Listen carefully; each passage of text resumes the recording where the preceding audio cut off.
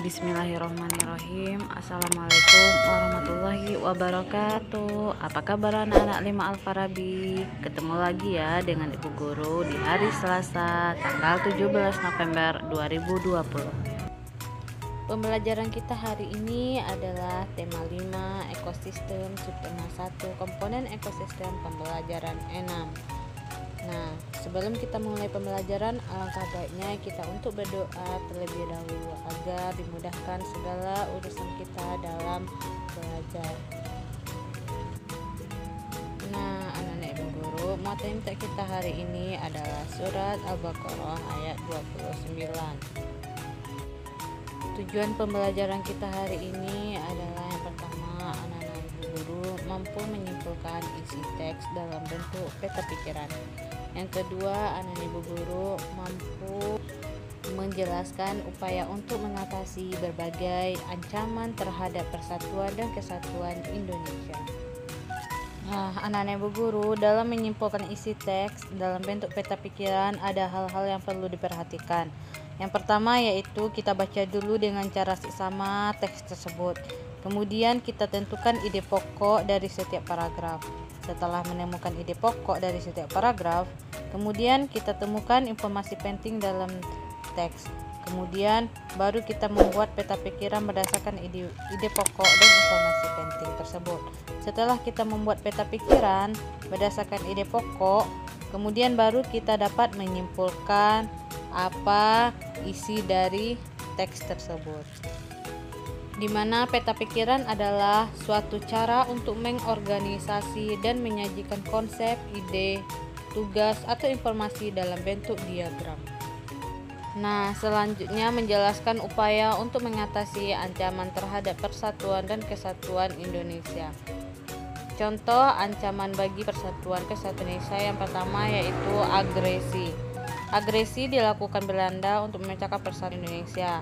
Agresi yang dilakukan oleh Belanda ada 2 kali, yaitu agresi militer Belanda 1 dan aksi militer Belanda 2. Yang kedua ada namanya pemberontakan.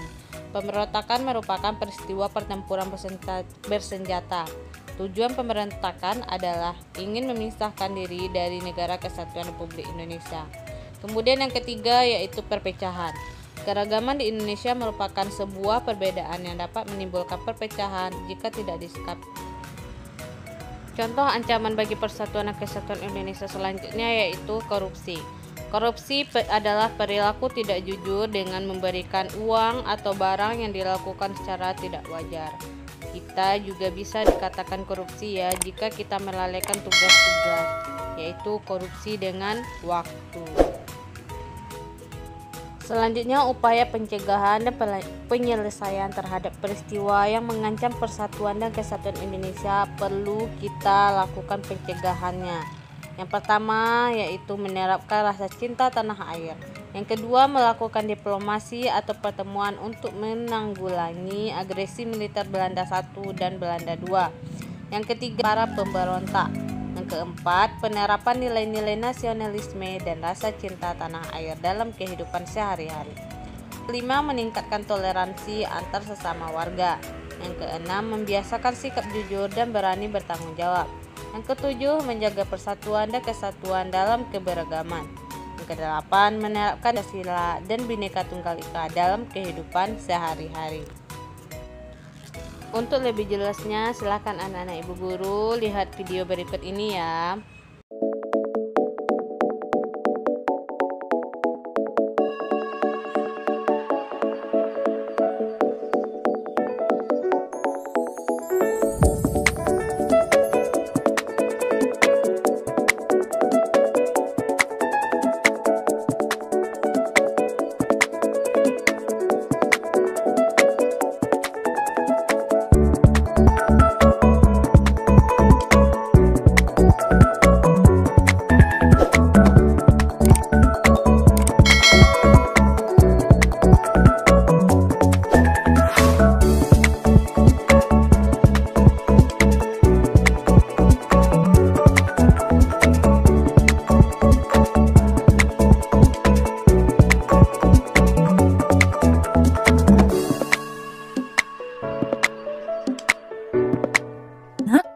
kalian melihat teman-teman kalian saling mengejek? Atau mungkin pernahkah kalian ikut mengejek teman-teman kalian? Apakah itu karena perbedaan warna kulit, suku, budaya, ataupun agama yang dia miliki? Tahukah kalian bahwa hal tersebut tidak baik untuk dilakukan? Dengan melakukan hal tersebut, artinya kalian tidak menghargai perbedaan dan keragaman yang ada di Indonesia. Sikap tidak menghargai perbedaan dan keragaman yang ada di Indonesia akan menyebabkan perpecahan yang terjadi di Indonesia. Padahal, tahukah kalian bahwa para pahlawan telah berjuang dengan sangat keras untuk memperjuangkan persatuan dan kesatuan bangsa Indonesia? Untuk itu, sebagai pelajar, sudah seharusnya kita meneruskan perjuangan tersebut. Sumpah Pemuda. Sumpah Pemuda merupakan hasil keputusan Kongres Pemuda kedua yang diselenggarakan pada tanggal 27 sampai 28 Oktober 1928. Sumpah Pemuda dirumuskan oleh para pemuda yang berasal dari berbagai suku di Indonesia. Para pemuda meyakini bahwa kemerdekaan Indonesia hanya dapat diraih dengan semangat persatuan dan juga rasa cinta tanah air. Oleh karena itu, diselenggarakanlah Kongres Pemuda untuk mempersatukan seluruh pemuda di Indonesia. Sekarang, yuk kita sama-sama membaca isi Sumpah Pemuda. Sumpah Pemuda. 1. Kami, putra dan putri Indonesia, mengaku bertumpah darah yang satu, tanah air Indonesia. 2. Kami, putra dan putri Indonesia, mengaku berbangsa yang satu, bangsa Indonesia. 3. Kami, putra dan putri Indonesia, menjunjung bahasa persatuan, bahasa Indonesia. Itu tadi isi dari Sumpah Pemuda. Ibu harap kalian dapat mengingatnya dengan baik. Sekarang kita akan melihat fakta-fakta di balik peristiwa Sumpah Pemuda. Yang pertama, Sumpah Pemuda merupakan dasar untuk membangkitkan rasa persatuan dan kesatuan. Kemudian, pada saat Kongres Pemuda kedua, atau saat Sumpah Pemuda diikrarkan, lagu Indonesia Raya pertama kali diperdengarkan. Ada yang tahu siapa pencipta lagu Indonesia Raya? Yang ketiga, bendera merah putih dikibarkan untuk mengiringi lagu Indonesia Raya. Nah anak-anak, coba kalian jawab ya, apakah tujuan dilaksanakannya Kongres Pemuda kedua? Menurut kalian apa sih tujuannya diikrarkan Sumpah Pemuda? Dan apa sih manfaat yang dapat diperoleh dari peristiwa Sumpah Pemuda? Sekarang kita akan melihat manfaat dari peristiwa Sumpah Pemuda. Melalui peristiwa Sumpah Pemuda, maka persaudaraan dapat menjadi lebih erat. Kemudian kerukunan akan terwujud. Selanjutnya yaitu semangat bekerja keras dan semangat gotong royong dalam membangun bangsa akan mulai tumbuh. Jadi, peristiwa Sumpah Pemuda ini sangat berpengaruh terhadap persatuan dan kesatuan bangsa Indonesia. Anak-anak, tahukah kalian apa sih Indische Partij itu? Indische Partij merupakan salah satu upaya bangsa Indonesia dalam mempertahankan persatuan dan kesatuan Indonesia. Indische Partij ini merupakan partai politik pertama di Indonesia yang didirikan oleh Louis Dekker, Cipto Mangunkusumo, dan Ki Hajar Dewantara di Bandung pada tanggal 25 Desember 1912. Artinya, partai politik ini dibentuk sebelum terjadinya Sumpah Pemuda. Ada beberapa fakta mengenai Indische Partij. Yang pertama, organisasi ini berani mengkritik pemerintahan Belanda dan menuntut kemerdekaan Indonesia. Yang kedua, organisasi ini menjadi pemersatu bangsa karena anggotanya berasal dari beragam suku, ras, dan agama. Anggota dari organisasi ini bersatu mengusir penjajah untuk meraih kemerdekaan Indonesia. Jadi anak-anak, peristiwa Sumpah Pemuda dan organisasi Indische Partij merupakan upaya dalam mempertahankan persatuan dan kesatuan Indonesia.